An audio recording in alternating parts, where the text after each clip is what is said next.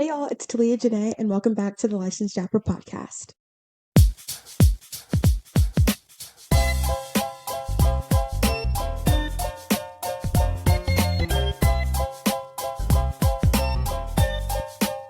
Hi guys, welcome back. I hope you guys have had a really good weekend. And I'm happy that you guys are starting your Monday off with me. But we have a lot to talk about this week. We're not gonna do a reality recap, we're gonna switch it up. And we're not gonna do a reality recap just because the reality shows this week have been crazy. So everything has gone to pieces. Secret Life of Mormon Wives is off of air. We finished wrapping season up. We finished wrapping up season 4 earlier in the past couple episodes, and Summer House, the drama on there has blown up as well. So we're going to pause on the reality recaps until the reality TV world decides to get it together again. Um, but we are going to start off with our hot topics and dive into our topic for today.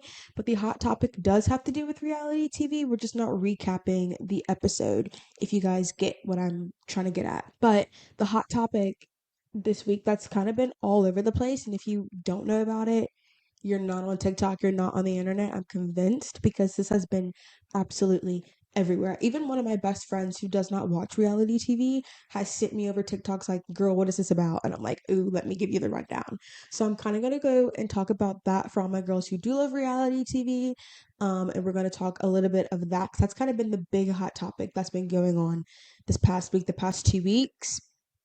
And if you know what I'm talking about the Summer House drama with Amanda, Kyle, Ciara, and West. So yeah, that whole drama is completely insane, and I didn't believe it was true. That's why I never addressed it on the podcast. But the rumor was proven correct that West and Amanda are together, hooking up. So it's a situationship. We don't know what it is.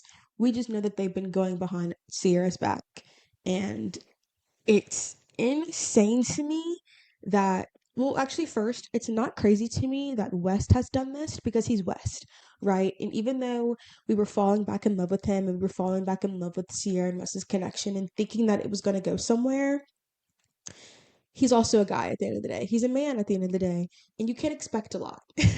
And in the sense of like, we've seen him go for Ciara and then trash her, betray her trust, but we didn't think he would do it again because they're leading up this season. This whole season has been kind of talking about how West is feeling like he misses Ciara and he misses the connection they used to have, and how Ciara might forgive him, and in all the sneak peeks it's like them kind of getting back together and falling back in love again. And we've seen around the Super Bowl them taking pictures together, so we were like, oh wow, like West and Ciara are back. We're so happy that like West has finally matured and realized that like Ciara was the answer all along.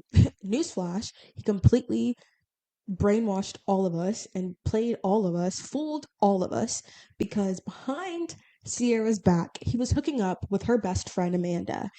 And what's crazier is Amanda, the fact that like, again, I'm not surprised by Wes, but the fact that that Amanda did this to Ciara is blowing my mind. I can't comprehend it. It's not making sense to me, and I can't believe the betrayal of Amanda to do that to Ciara. Like, you've seen Ciara cry over West 24/7 for what, a year, 2 year, 2 seasons, and then you go behind her back and start sleeping with him, hooking up with him. What were you thinking? Like, we were expecting so much from her, and we were gonna give like Amanda like the Ariana treatment, the Ariana Maddox treatment, because like Kyle is not a good husband. She's been treated like crap by Kyle. So we were like, Amanda's on the up and up. We live this for her. And then these rumors started coming around, and it blew everyone's mind. I didn't want to believe it because I was like, ain't no way. And then the Summer House cast was posting like pictures on their Instagram stories and things that were just like hinting at this rumor, but nobody was addressing it. And then on April Fool's, or the day before April Fool's, West and Amanda drop a joint statement basically talking about how they didn't know this connection was going to happen. They were friends that consoled each other, and this just happened, and they're figuring out what this is. Excuse me? And it's all about we, but didn't talk about apology to Ciara or even Kyle for that matter. And here's why I'm going to tell you what people, and the talk is like, Is this bigger than Scandal? Is this bigger than Scandal? I'm gonna tell y'all why this to me has a bigger impact than Scandal. First of all, I wasn't involved with Really Vanderpump Rules. It wasn't my show. I didn't, it wasn't my show. I didn't love it. I didn't watch it consistently. So I only started watching because of Scandal happened, which I feel like a lot of people started doing, and a lot of people are going to start doing for Summer House as well. I've seen a lot of people go back on seasons and try to like pick up on things. Um, but with Scandal, yeah, it was bad. It was a 10-year relationship and he had an affair with one of her friends. Yes, wrong, not okay. Ariana blew up as she should have and left that bad relationship. Gotcha. Here's why I feel like this is worse, because Ciara's had multiple dinners, multiple seasons, multiple episodes where she has talked about the racial impact that this has. What what is it like being a black woman on reality TV, the first black girl out of that whole group to be on Summer House, what that's been like for her, and the feedback that she's gotten year after year consistently. Every time an episode drops, she's going to be faced with these comments that are rooted in racism. And at this a last dinner or two, she was talking about how dating a white man on national TV has been hard in the way of, because in our normal lives, like, we see interracial couples all the time. It's not that big of a deal. But the reason why it is such a big of a deal is because in real life, nobody's going to come up to you and like start saying anything about you and your couple. Like, that's just, people don't have that much balls to do that. But behind a phone screen, oh yeah, these people are brave. They will say anything they want to say. And Ciara at that dinner spoke about how she has been told, like, I can't believe you're getting played by another white man on TV. You're just letting all these white men play you. You're so stupid, this, that, and the other. And she expressed that to them. And then her best friend Amanda gets up, consoles her. Wes is like sitting there, really not really apologizing, kind of talking about how like he only realized that after the Jesse and Lexi thing from last season, which is crazy to me. How you that is the reason why you started understanding where Ciara's coming from. Wild to say that. But she expressed that to them. And then they go ahead and do this anyways. So it's basically saying you didn't care, right? You didn't care how this would affect me. You didn't care what the responses would be, even more after I already told you guys what the impact was. They didn't care. And for West, it's crazy because we're watching him say how he loved her, how their relationship was magical back then, and he misses her. And then we see them post pictures together. And then to know that he's been hooking up with Amanda behind her back is insane. But again, on West, I don't really care because he's a man. And at the end of the day, he was going to disappoint us. And I feel so stupid for being a West and Ciara shipper. I feel dumb, bro. I feel so stupid because I fell for it. I really fell for it. I just love to see black women happy on reality TV. I think that's just the thing for me. I love seeing black women get the attention they deserve. I love Ciara. She's such a nice, down to earth person, and I just wanted her to be happy. And I was happy to see her be happy. And then to have West turn around and do this to her was just like oh my gosh, like, really, man, again. But my energy and my rage goes to Amanda because it's like, girl, what were you thinking? Because we have all these interviews of her dropping that's like, I have separated from Kyle, but one thing I will not, or one thing I won't do is hook up with any of my castmates. Liar, that's a lie. And this whole rumor started coming about because people started seeing pictures of them together, noticing in pictures of them wearing the same thing or slight touches, and there wasn't really any hardcore proof. But then Dave Portnoy was like, I don't know, everybody's blowing up about this. I was told that they were hooking up back in the SPAC when the Super Bowl was going on, and Wes was hanging out with Ciara at the Super Bowl. So they've been doing this for months. Who knows how long? The only way we're going to get answers is at the reunion. The reunion films on April 15th. I'm filming this on the 4th, so we have some time to go. And I just can't help to think what Ciara is going through. And it seems like her cast is on her side. Everybody's team Ciara. Even Jesse. Jesse was in the comments talking about, I did not know about this. I heard rumors, but every time I asked about the rumors, they were denied. Even Kyle was like, every time I asked about them to Amanda or Wes, they were denied. So they were just lying to their entire cast's faces because I don't think they ever thought this was going to come out. I thought they were going to do this. It was going to sweep under the rug and nobody was ever going to know. But what's even worse about that is that you thought that you were going to look Ciara in the face, Wes and Amanda, look at her in the face and lie to her about that. Like, that's crazy to me. And who knows the relationship of what Amanda and Ciara truly was. We thought they were really great friends. We thought they were best friends. We thought they were super close. Little did we know, and they probably were. And Ciara's over here helping Amanda throughout her relationship with Kyle, talking to her about how, babe, you need to leave him. He's not the one for you. But whatever you do, I'm going to stick by you. I'm going to support you. Giving her all this advice. She's been giving her advice about Kyle for 3 seasons now, just for Amanda to repay her by sleeping with a guy that she has had so much emotional turmoil over. That's crazy work. And I think everybody was like, what does Paige think about this? Like, whose side is Paige on? What's really going on with this? Because I don't, now I'm questioning Amanda and Ciara's relationship, but one relationship I knew was genuine was Paige and Ciara's. Ciara's had Thanksgiving with Paige's family. They've done so many things together. That relationship I know is strong. So I was waiting for Paige's reaction. I wanted to know what Paige was thinking. But the thing about Paige is, on her podcast, they don't talk about Summer House, which is valid, cool. But I was like, this is something you have to address. So her and Hannah briefly spoke about it and was just like, hey, we support Ciara. Ciara is our true, real friend, and we support her. Trust me, we see what everybody's saying. We're out here investigating. We're figuring things out. And they kind of left it at that, which I appreciate because she's a real friend. That's a real friend, especially she's known Amanda longer. But when someone betrays someone like that, there's only one side you can take, really. And I applaud Paige on that because she doesn't talk about it on her podcast. So I wasn't expecting her to give us a full deep dive, but just knowing that she's Team Ciara was nice to know. Seeing how Lindsay has really stepped up and supported Ciara behind all of this is crazy to me, which I love as well. KJ, Mia, we know, or KJ, Maya, we know they were, right? Because just the relationship that they have on the season, and KJ posting something and being like, these are my sisters, I support my sisters down, and talking about backstabbers. And he even unfollowed West, and he's one of West's old friends. Ben unfollowed West. And I think everybody is just realizing that at the end of the day, no matter whether we're friends with these people or not, what they did was wrong. What they did was such a big betrayal that the only side to take is Ciara's. Like, you can't choose a side in this situation. Um, and I just want to say again, as a Black woman, this is going to cause, like, just the fact that they didn't see the racial aspect of this is even worse, because Ciara has spoken about the racial aspects of being on this show for so many seasons, and they did not take that into consideration. I don't know what sparked for this to happen between them, but the first thing they should have thought is, what about Ciara? I can't do this to Ciara.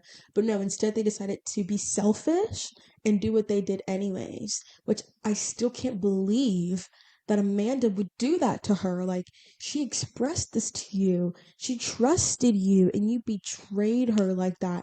And I want Ciara to come to this reunion strong. But here's another thing. Here's something about Ciara that they also didn't take into the account either. Ciara can't come to this reunion and approach it like Ariana did. Ariana came out cursing everybody left and right. Girl was mad, yelling at people, calling Raquel, or now Rachel, out of her name, calling Tom out of his name, cursing them down, which honestly, as she should. They deserved it, to be honest. But Ciara can't come like that. You want to know why Ciara can approach a situation like that? Because she's a Black woman. And if she approaches, and as a Black woman, she can't curse at Amanda like that. She can't curse at West like that. Then she'll be labeled the angry Black woman, which she was trying to tell them.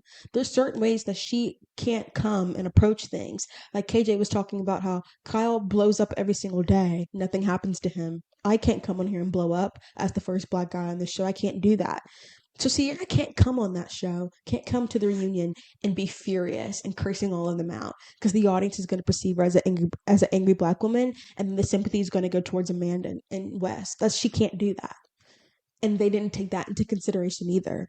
So what I want from Ciara, I want her to come strong. I want her to come level headed. I want her to come ready and protected because this is going to be a long reunion. Andy's going to ask a lot of questions. She's going to have to face them probably for the first time and really go through this. I want her to come strong. I don't want her to get emotional. And we know Ciara. She does get emotional. She's an emotional person. She's a sweet, kind person. She gets emotional. But I want her truly to stand in her strong, stand in her truth. I want her to face them, ask the questions she needs to ask, tell them off in a way that won't give her backlash.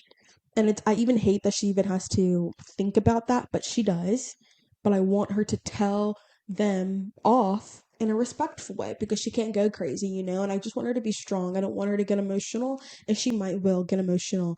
But I think, bro, West and Ciara are officially done. West will never ever have access to her ever again, and Amanda is done as well. She will never trust her. And to be honest, if Ciara decides not to show up to Summer House next season, I won't blame her. I won't blame her. Why would we want her to come back to this? I feel like Ariana, she came back to Vanderpump that next season. She didn't have to. I think she was kind of coerced into it. I think Ciara shouldn't come back. And as sadly as I say that, because I love watching Ciara on Summer House, she's one of my favorite characters on the show. But I think to protect her mental health, she shouldn't. Or honestly, West and Amanda shouldn't come back. They should not come back. I think Ciara should come on here with a safe space. If Ciara wants to continue this, which I honestly don't think she will, but I think if she wants to continue this, they need to go. We need to protect her heart, her mental at all cost. Because to be so real with you, I don't want anybody being like torn up about this. And I know Kyle was talking about how Amanda is really, really sad. She's really going through it. Okay. Like, I don't like to hear that anybody is sad sitting in their room, in a dark room, sad and depressed. I don't want to hear that for anybody. But to be completely honest with you, I could care less at this moment. And that's wrong to say, but you can't do someone dirty like that and then want sympathy at the same time. Like, get out of here with that. Like, I'm not in that mindset, and that's probably just because I'm a petty person. But I don't think Ciara cares. Honestly, I think Ciara does care. She's just sensitive like that. She's just an emotional person. She cares about people. She probably is thinking about Amanda's. I don't think she's thinking about West at all, actually. I think West is trash, and I think this is going to ruin West's career. And West is so, he cares so much about public perception. We found that out his first reunion, when Paige was saying, we have two people that went through the worst summer, and you're in our group chat talking about this is the best season yet. Like, he has no social awareness. All he cares about is how he's perceived by the public. So I know when they had that statement come out, he didn't want that statement to come out. That was something they were forced to do. I know they were forced to do. West would want that out. West doesn't like bad publicity on his name. And I just think he's trash. He's a trash boy. And I feel like at the end of the day, F-boys will never change. They just won't at the end of the day. And I hate saying that about people because people can change.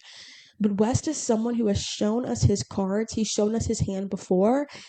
And we were starting, and last season, I wasn't West at all. I didn't want them to get back together.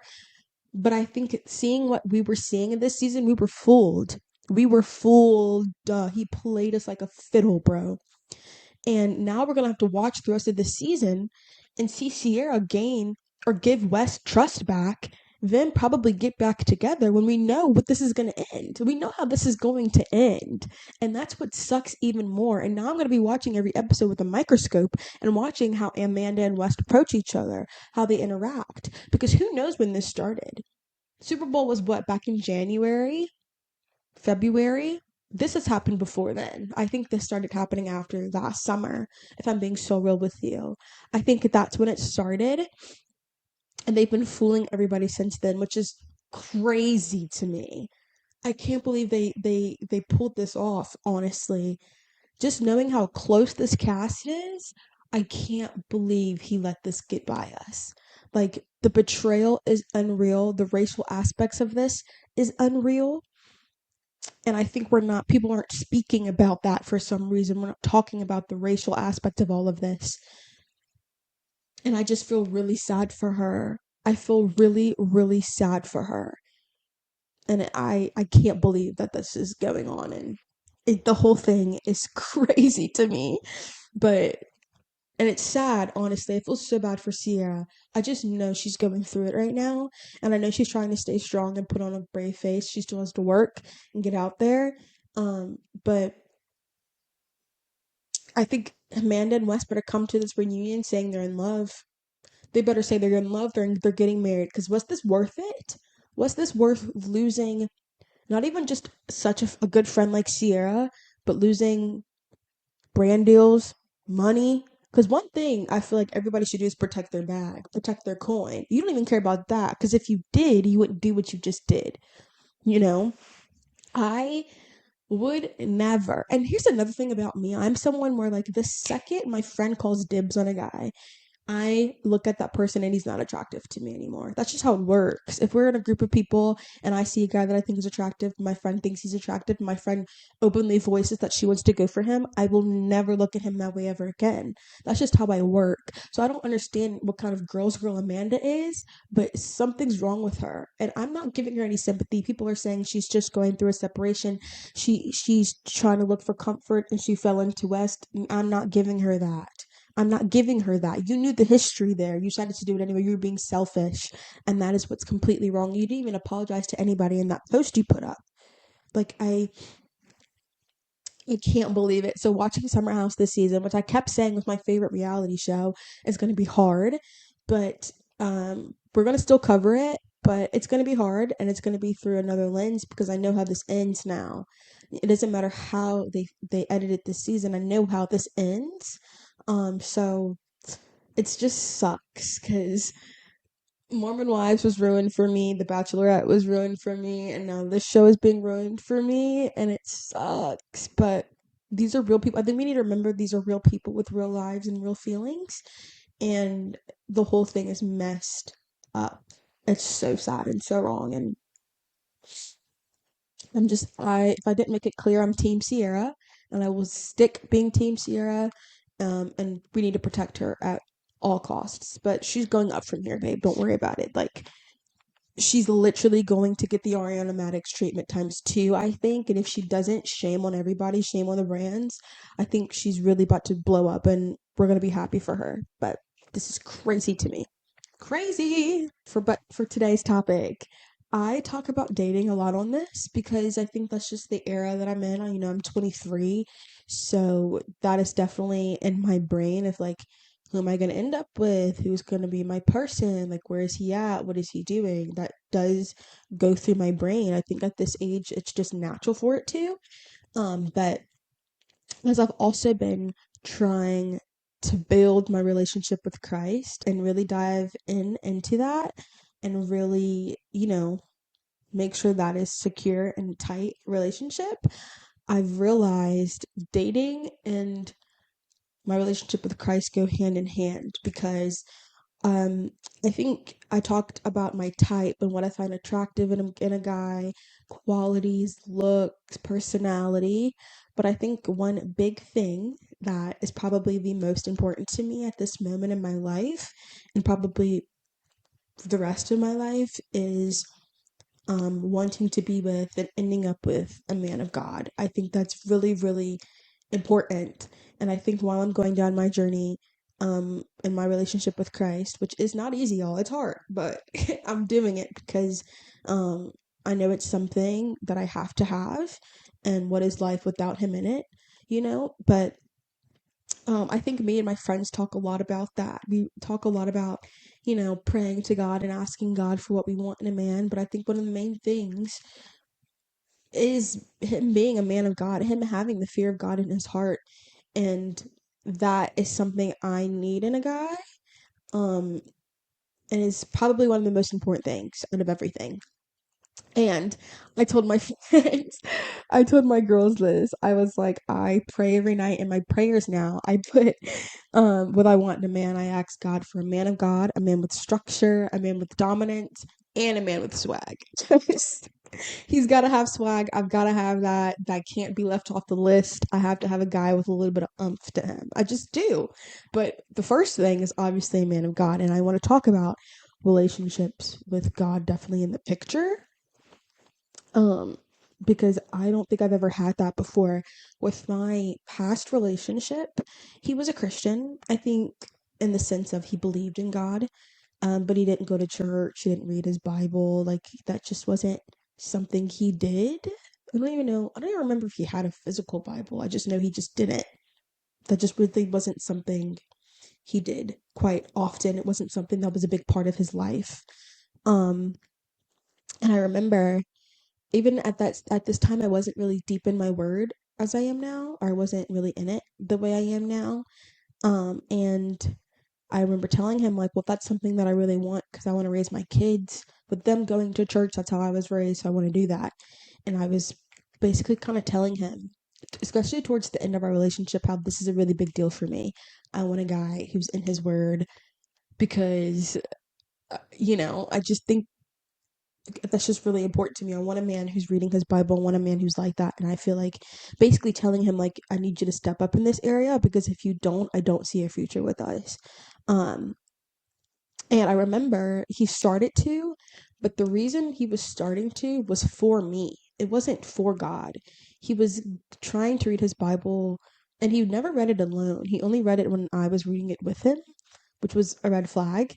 And another red flag was he wasn't doing it for a relationship with God. He was doing it to keep me because he knew that that was one of my that was that was that was one of the things that I didn't want to um play with. That's something I didn't want to gamble with. I wanted a man who was a man of God, and he really wasn't that. And he knew I wanted that, and he knew the only way to keep me is if he started his journey in that. And that rubbed me the wrong way because it was like you're only doing it to keep me, right? You're not doing it because you yearn for that relationship with God. Um and which is if that's the life he wants, he can have that. But that's not what I wanted. And I don't want a guy to want a relationship with God to keep me. I want him because he wants one. And when I really realized that and really took that in and really realized that mm, this isn't going to work, I decided to exit that relationship. I had to leave. Um, and I think that was really hard, and I think that's probably one of the best things I've ever done. And even when I did that, I I didn't have the best relationship with Jesus. I didn't, but I think that was a step in me knowing what I wanted. And he obviously didn't have that, so I needed to find that. And I think it's really important to have a relationship where Christ is the center of it. And I think for a lot of people it's different, right? A lot of people aren't religious, quote unquote, they just don't do that. And I feel like a lot of guys these days are into the hookup culture. They're not really looking for deepness in a relationship. They're not looking for a long-term relationship. They're looking for short-term fun hookups. Like that's what it feels like every man out here is obsessed with and looking for. And I so badly don't want that. And it's hard to find that because like you're like, where do I look then? Like what's like it feels like that's all the options that are out there, but it could be that I'm just not looking in the right sections, or I shouldn't be looking. Maybe it should just come to me. I think, well, at least I'm not like looking in clubs, I'm looking in the church, I'm looking in small groups. I feel like now I'm inserting myself in areas where it'd be best to find the one. Does that make sense? Like I'm going to church more, I'm in a Bible study group. I feel like that's where I'm gonna find my person. I don't think I'm gonna find him in a bar. Like that's just not gonna happen. I'm not gonna find my man of God in a bar.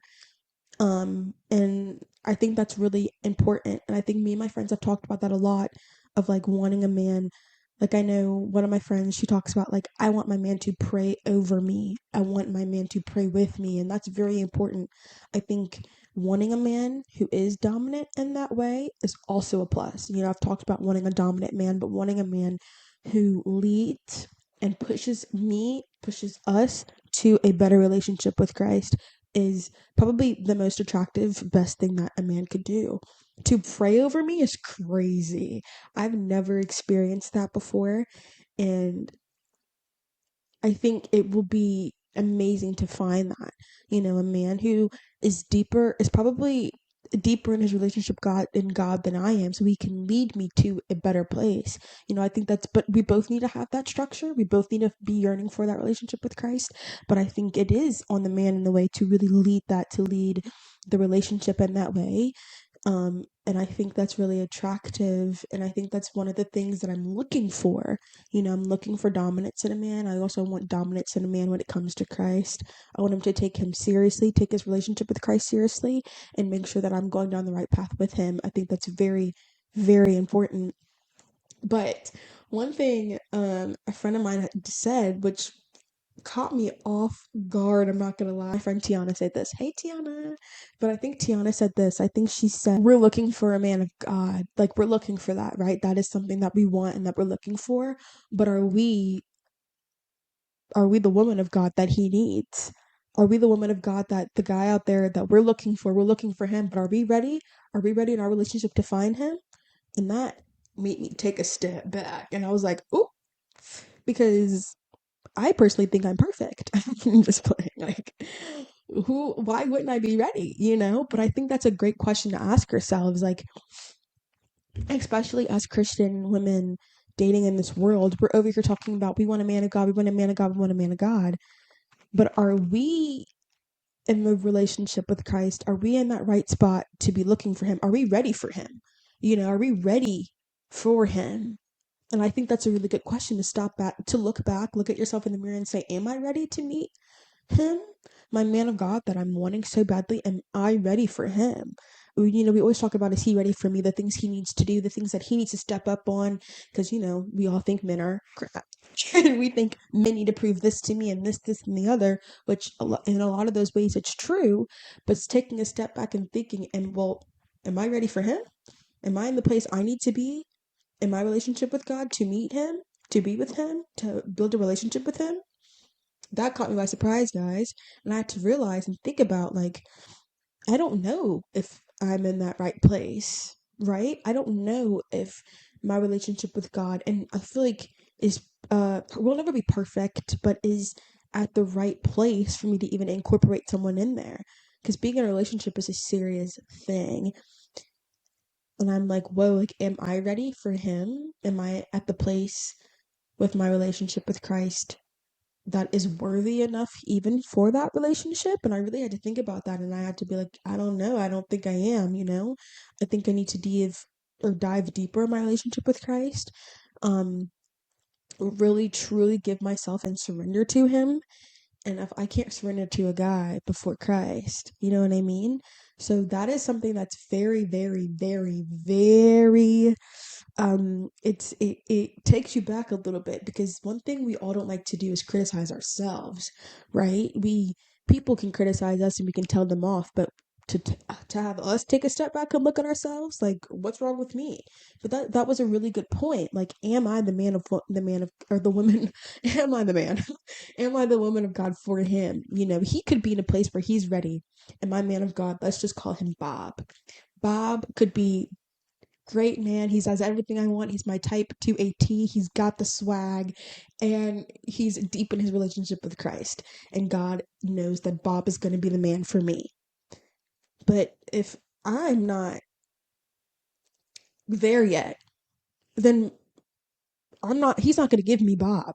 He's not going to give me Bob until he knows that I'm ready for Bob, until he knows that I'm at the level that Bob is at, that's going to work. He's not going to give me Bob when I'm still not, you know, in my word that way. Like, he's not gonna give me that when I'm not ready for it. And Bob's gonna be waiting, and Bob's probably like, where is she at? And I'm over here, but I'm not ready for him yet. God's not gonna give Bob to me and have me possibly ruin the relationship that Bob has with Christ. He's not going to do that. You know what I mean? So, I don't know if that made sense, but he's not going to give me him yet if I'm not ready for it. We both have to be ready for it, or either I think there's also a possibility where we're both ready in a way, but probably not fully ready, but he's going to bring us together for us to help each other. I think that could also be another factor, but I think truly he's not going to give me the blessing that he has for me if I'm not ready for that blessing yet. And I just don't think he would. I don't think he would jeopardize Bob's relationship with him for me if I'm not ready for it yet. And I feel like that's really good. I don't want to ruin somebody's relationship with Christ if I'm not ready for it either, and I think that's really smart to have, especially if you do want Christ to be the center of your relationship. I think we have to keep that in mind. Um, and also, my friend sent this quote. She's reading this book, which I was like, ooh, I need to read this book. And the book is called Single, Dating, Engaged, Married, Navigating Life and Love in Modern Age by Ben Stewart. And she took a picture of this quote in this book. And it said, ladies, if you have to beg him to go to church now, imagine how exhausted you'll be when you have to do that week after week for the rest of your life. And I completely resonate with that because, like I was telling y'all, I had an ex who wasn't in a relationship with Christ. And I basically, if the only time he read his Bible was if I was there with him to push him to do it. And I think that's something really important, You don't want to date someone who's not on that path with you. And I don't think you want to be equally yoked, as my mom would say. You don't want to being with someone who's not going down the path that you're going with your relationship with Christ. To me personally, it's not going to work. I've never thought that two people with two different religions could work. Personally, that's just my belief, because I think the Bible talks about you being equally yoked with your partner, and I don't see how you can be equally yoked if you guys are in two different phases. I think everybody has the right to, you know, um, practice any religion they want. We live in America, they have that right. But I don't think those being a relationship with where you guys have two different religions can work. And I think that's what it's talking about. If I'm sitting here and I'm working on my relationship with Christ, and I date someone who, yeah, he believes in God, but he's not really practicing, he's not really, or quote unquote practicing, he's not really reading his Bible, he's not reading his word. I'm going to have every day, I'm going to ask him, do you want to go to church with me? Or do you want to read this Bible with me? Can you go to Bible study with me? And I'm probably going to be hit with no's. And is that a relationship I want? Is that a relationship I want to grow in? Because the biggest blessing is to having a relationship that grows in Christ. I'm talking about my parents personally. My parents have a beautiful relationship, but I think what makes their relationship the most beautiful is both of them have a separate relationship with Christ. My mom has one and my dad has one. And being in and they pray together, and my parents pray together. They listen to gospel music together, they watch church together. They are constantly trying to build that relationship with Christ, that even though they have their own separate one, building it together. And that's very admirable. That's something that I want to be able to pray with my partner, to go to church with my partner, have Bible study with my partner, listen to gospel music with my partner, and not feel like, does he think this is weird, or is he uncomfortable if I do this? You shouldn't have to do that with your significant other. That is something you should yearn, and that is something you should enjoy together. Taking both of y'all separate relationships with Christ and bringing it together, and then building a family from that. That is something you guys should want to do if you want that. And I think for me, I've tried that before. I've tried the guy who's not really, before, and I don't want that. I don't want to be with someone where I'm leading it, because at first I already told you guys I don't want to be with someone where I'm leading the relationship, but I will definitely want to be with someone where I'm like pushing him to go to church with me, or because that's something I want to do. I've been going to church for what, 7 weeks straight now, 8 weeks straight, probably a month straight now. Um, and I don't want to have to beg my partner to come with me. Wow, what is that going to do for us? What does that relationship look like long term? Because if you get to a point where you are with someone who is like that, unless you guys have children together, you're going to want to, teach your children about Jesus, and, establish that into their lives. Whereas he, on the other hand, is not really going to talk to them about it, and then you're going to bring your children to church with you. So what? It's just going to be you and your kids going to church together, and dad's going to be at home. Like, I think it's very important for us, especially at this age that we're at, to look to the future. And even though I'm in the place in my life where I don't want a family at this moment, I don't want kids in this moment of my life, I am thinking ahead of that, though. I know one day I will want one, and I know one day I will want to be married, and I will want to have kids. And So I'm establishing that now. I'm looking to someone and thinking, are you could I marry you one day? I think people, we date to marry. That is something I'm doing. And I want to see if this person will not only be a good father, but be a good husband and and also be a man of God in the mix of all of that. I think that's very, very important. And it might not be important to some people, but to me personally, I think it is. And I don't think that has to be the case for everyone. Everyone has different aspects or different expectations that they have for their relationship. And I think nowadays, though, that's where my head's at. Uh, that doesn't mean to say that, like, but I also want to be clear. Like, I do think people on different stages of their relationship with Christ can be in a relationship together, because I think that only strengthens the person who probably is lacking in the area to pick up and to meet the other person. So I do think it's possible. I think God can do anything. I think God can introduce your person. I think God has probably already introduced you to your person, but you guys probably aren't even looking at each other in that lens yet. I think that's even possible. I think God can do whatever he wants to do. I think about that all the time too. Like, have I met my person yet?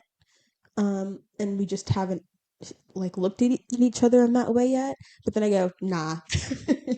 Because I personally don't think my person is in Louisiana. I don't think my person is here. I think he might be somewhere else, figuring himself out and doing his thing. And just because, but also it's at the same time, it's like God's gonna give me what he thinks I need, not want. I think the person that he has in mind for me, or that he has on this earth for me, is going to have a lot of the qualities that I want in a man. But I think at the end of the day, he's gonna give me what I need, not what I want, which is kind of like, okay, but like I need a man with swag. I need a man with swag, Jesus. Please give me a man with swag. Like I got to have that. And I think also like we need to keep in mind that like there are men out there with this mindset. I think at our last Bible study group, um we talked about relationships and temptations and the things of this world. And hearing the guys in that group talk, it made me think, wow, there are men out here with standards, with boundaries, and that want to move with Christ in the forefront of it. The stories that they shared was really inspirational, honestly, and it made me want to be like them in certain ways, like just the boundaries that they've set for themselves and that they've set for their future relationships was very inspiring. And I respect them so much for sharing that, because it made me realize like I'm not doing enough, or I'm not putting enough boundaries in my life so I don't slip up, or so I don't be tempted in different ways, or so I don't end up with someone who isn't mine. Or for me to, one of the guys there said, look at someone's fruit, right? That's what he is looking at when he meets girls or talks to women. He's looking at their fruit, the fruit that they bear. What does that look like?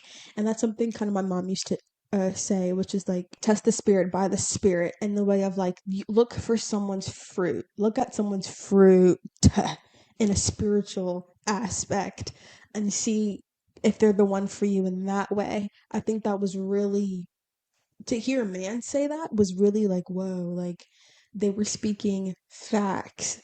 And to have those boundaries in a relationship so you guys won't be tempted. One of the guys said, he said, I'm not going to hell for nobody. And that was like, ooh, like facts. You know what I mean? So, and I haven't been in a relationship in probably what, a year and a half, 2 years? It's been like 2 years since my last relationship, almost, if not exactly, almost. Um, and I feel like now more than ever, I know exactly what I want.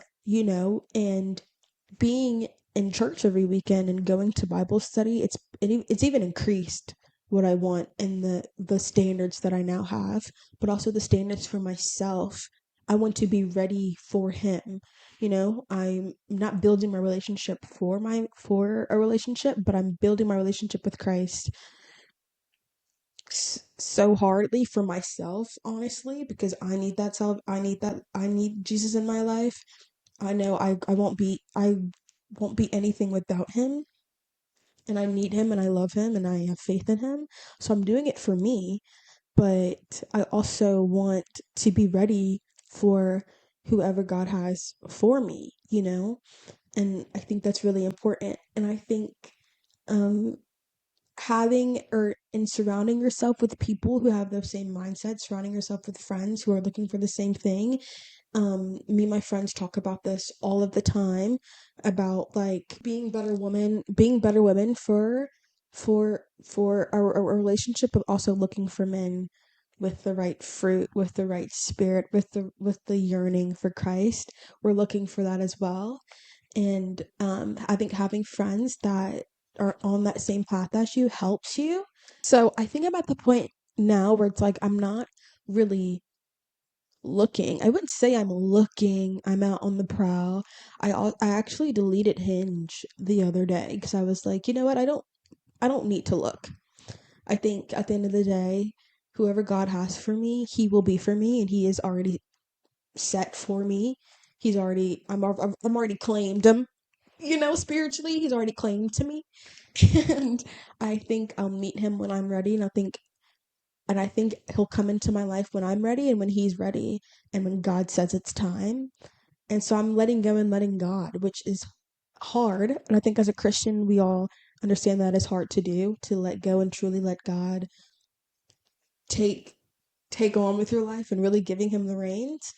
But I think in this aspect of dating, I'm definitely doing that. And it is hard because, you know, I like to look to see what's out there. But I think it's important to kind of, you know, God knows who my person is.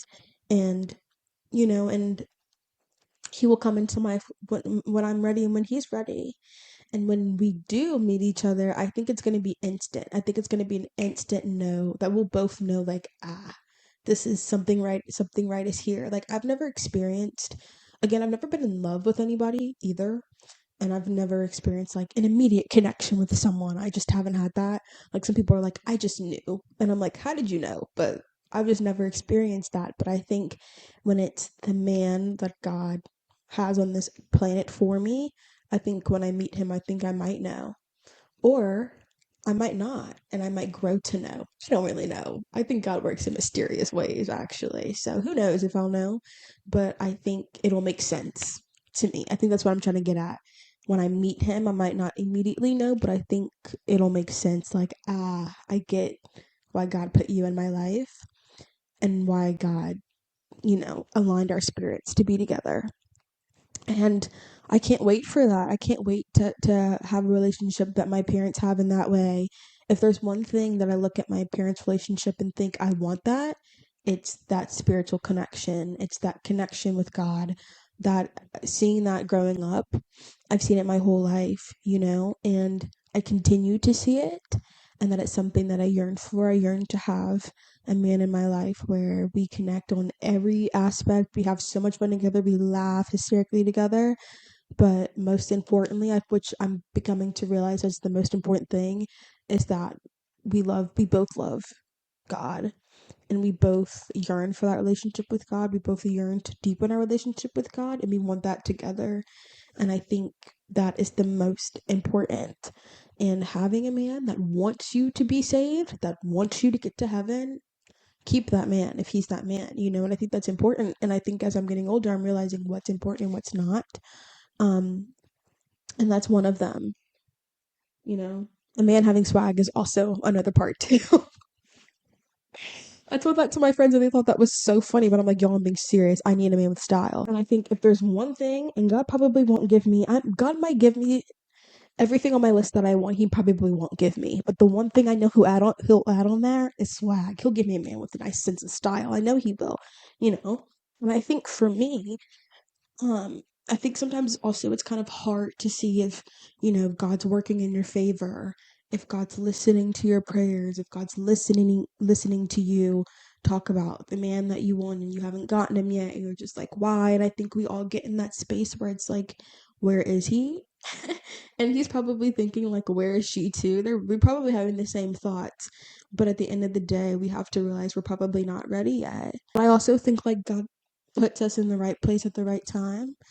Like, I think me, you know, meeting these two new friends that I recently gained, and going to church with them every Sunday and going to Bible study with them every Sunday was something I needed to put me in the right headspace, to put me in the right spot to grow my relationship with him. And doing it with two people, and doing it with people also helps as well, because you don't feel alone in it, and you feel like when it gets hard, you can talk to them about it. You guys have discussions about it, and we talk about it all of the time. That helps truly. But I think these are the right steps for me to meet him, to meet my man of God that I want. I feel like I'm going down the right path. I will slip up here and there, but I think at the end of the day, my goals are focused. I just need to tighten up on my focusing, and dating is so tricky nowadays. And dating is so tricky nowadays in this day and age. Like, it's so hard, and it's kind of hard to not look at it in a worldly sense of like physically a physical attraction or personality, things of that sense. You really have to think about that. And like, me and my friends were joking about like just like asking guys, do you have a relationship with our Lord and Savior Jesus Christ? Like, it's so funny when you say it that way, and I probably won't ask it that way, but I think that being a first question, even before going on the first date, is important. Asking, like, do you have a relationship with Christ? Or, hey, I see that you have a Bible scripture, or you have a Bible, or I see that you have a Bible verse in your Instagram bio. Like, tell me about your relationship with Christ. Like, are you actively working on it? Are you going to church? I think those are the questions we need to ask as well. Asking their favorite color and their favorite movie is also very important. But if we're wanting if we're wanting a relationship where it's centered with Christ, we need to ask those questions as well. So, and I think sometimes I kind of pull myself back from asking questions like that, because either A, I don't want to scare someone off, or I don't know how they feel about religion, and you don't want to offend anybody. But it's like, also, you're not going to scare off the right person. If he's the right person, you're not going to scare him off. And if this is really truly important to me, ask those questions. So put yourself in that mindset too. I think dating is supposed to be fun, it's supposed to be interesting, but keeping God at the forefront and looking for that in a partner is the best thing. I don't think you should just sit around and wait for your man of God, and wait for the guy that God has for you to just walk up in your life. I think still go on dates, and still, have fun, and, you know, build connections with people in that way. That's still really important, and I think you should still go for that. But I think you should also um be asking those questions and making sure you're going on dates with people who are at least trying to build their relationship with Christ, and having the same morals and values as you is very important. um so that's kind of where I'm at. Like, I'm not gonna tell someone no because I don't immediately if someone asks me out on a date, I'm not gonna say no. God didn't tell me that you're the one for me. I'm gonna go on the date. I think I just have more important questions to ask on that date. I want to know what the relation, and you don't have to get all crazy, right? You don't have to be like, ooh, can you quote the scripture front to back? Like, you don't have to go crazy, but I think asking those important questions of, like, do you go to church? What church do you go to? Those should be questions that we should be asking. Um, and they should be asking us. I think if a man ever asked me that question, I'd be like, whoa, where are you from? Like, what rock were you hiding under? Like, I've never had a guy ask me that question before. And that's a green flag right there. I'm not saying he's the one, but he's definitely the green flag, and you're looking in the right areas. So I think just for us to be more specific in that way, or at least I'm trying to be more specific in that way, speaking for myself, I think, everybody should do what they want to do. But for me and how I see dating, I want to be really specific in that way, and make sure that I'm looking in the right areas and I'm looking in the right spaces. Um, and I think I'm going down that path where it's good. I like the journey that I'm going down with my relationship with Christ. I like the friends that I've gained. I've liked the conversations that I've had. I've loved my Bible studies every Sunday.